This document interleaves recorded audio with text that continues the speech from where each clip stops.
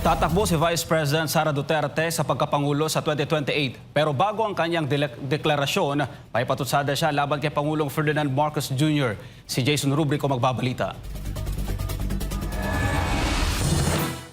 Nanawagan si Vice President Sara Duterte na ibalik ang tapang at malasakit para sa Diyos, sa bayan at pamilyang Pilipino kasabay ng pagdeklara ng kanyang pagtakbo bilang Pangulo sa 2028. Ako si Sara Duterte. Tatakbo bilang Pangulo ng Pilipinas. Inanunsyo ni Vice President Sara Duterte ang kanyang pagtakbo sa pagkapangulo sa 2028 elections. Pero bago ang kanyang deklarasyon, inakusahan niya si Pangulong Bongbong Marcos Jr. ng kawalan umano ng katapatan sa mga ipinangako noong kampanya at sa kanyang sinumpaang tungkulin sa bayan. Sa unang mga buwan ng aming mga termino, nakita ko na ang kawalan ng katapatan ni Bongbong Marcos Jr. sa mga pangakong binitawan noong kampanya. Pati na sa kanyang sinumpaang tungkulin para sa bayan. Sinabi ni VP Sara na pinili niyang umalis sa gabinete dahil hindi niya kinaya ang katiwalian sa 2023 national budget kahit alam niyang maaring humantong ito sa kanyang impeachment. Humingi rin siya ng paumanhin sa publiko sa pagtulong na mahalal si Marcos at sa patuloy na problema ng bansa mula sa korupsyon, mataas na presyo ng bilihin, kakulangan sa seguridad sa pagkain hanggang sa problema sa healthcare system. Humingi rin siya ng paumanhin sa madalas masirang infrastructure projects, pagtaas ng krimen, illegal na droga, terorismo at sa kakulangan ng malinaw na independent foreign policy na nagdudulot ng pagkakaipit sa tunggaliang namamagitan sa mga superpowers tulad ng China at Estados Unidos. Patawad kung tinulungan ko mahalal si BBM bilang Pangulo ng ating bansa.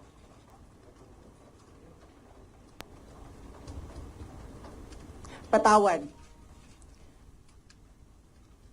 kung hanggang ngayon ay marami pa ring Pilipino ang nalulunod sa baha ng dahil sa malawakang korupsyon. Iginiit pa ni VP Sara na matagal nang sinira ng administrasyon ang kanyang pangalan. Matagal na akong inaatake gamit ang buong makinarya ng kapangyarihan. Mula sa mga scripted na investigasyon na ibinalot sa katagang in aid of legislation, sa pagkidnap ng aking ama, hanggang sa mga samut-saring paratang na pilit inuulit-ulit hanggang magmukhang totoo. Naniniwala naman ang bise na ang kanyang buhay ay hindi lamang para sa sariling kaligayahan kundi may mas malawak na tungkulin.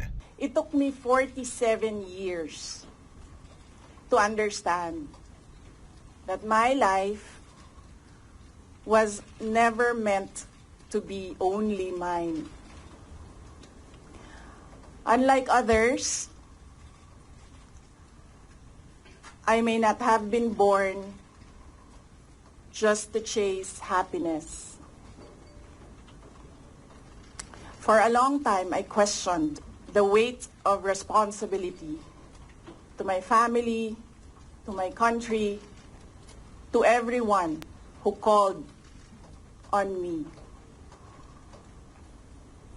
Today, I have peacefully accepted that my life any other. Sa huli, binigyang diin ni VP Sara na hindi na siya luluhod sa bawat Pilipino upang humingi ng kapatawaran. Sa halip, iaalay niya ang kanyang buhay, lakas at kinabukasan sa paglilingkod sa bansa. Ibalik natin ang tapang at malasakit para sa Diyos, sa bayan, at para sa bawat pamilyang Pilipino. Ako si Sara Duterte. Tatakbo bilang Pangulo ng Pilipinas. Mula dito sa Office of the Vice President, para sa Diyos at sa Pilipinas kong mahal, ako si Jason Rubrico, SM9 News.